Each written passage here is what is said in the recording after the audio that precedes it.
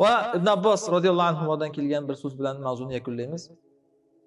Agar kimniki Alloh haqida ko'ngliga shak gumon kelsa deganlar, mana shu Hadid surasining 3-oyatini o'qisin. Huval avval val axir val zohir val batin oyatini. Alloh avvaldir, oxirdir, zohirdir, botindir.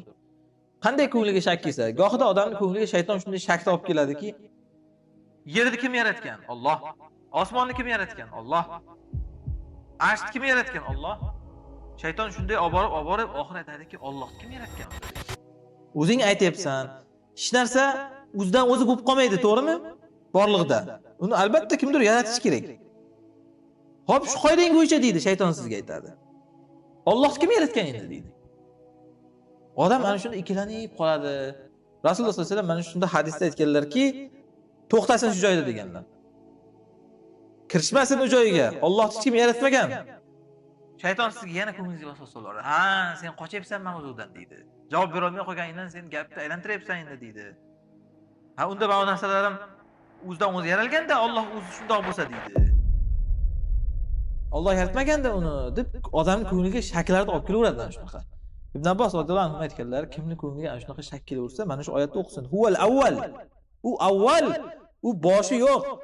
Ya'ni shaytonning o'sha vasvasasiga javob nima shunda? Javob shuki, sen hozir aytgan narsalarda osmonni kim yaratgan, yerni kim yaratgan deganda o'zicha paydo bo'lmaydi uni Alloh yaratgan deganimning sababi chunki bular zamakonga daxli bor mahluqotlar. Tushunarlimi? Shu uchun bular o'zicha paydo bo'lmaydi. Alloh nimaga o'zi zotidan boqiy, zotidan bor avvaldan Alloh. Uni birov yaratishi shart emas, Alloh o'zi bor. Nimaga desak, chunki Alloh zamakonga daxli yo'q zot.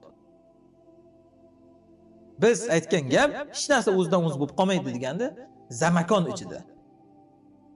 Zamakon ichida hech narsa o'z-o'zidan paydo bo'lib qolmaydi. Alloh yaratish kerak uni. Ammo zamakondan tashqarida u o'zi narsa degan narsa o'zi yo'q edi, zamon ham yo'q, makon ham yo'q. U yerda shuning uchun azaliy va abadiy Alloh bor. Zamonga, makonga daxli yo'q, Alloh bor.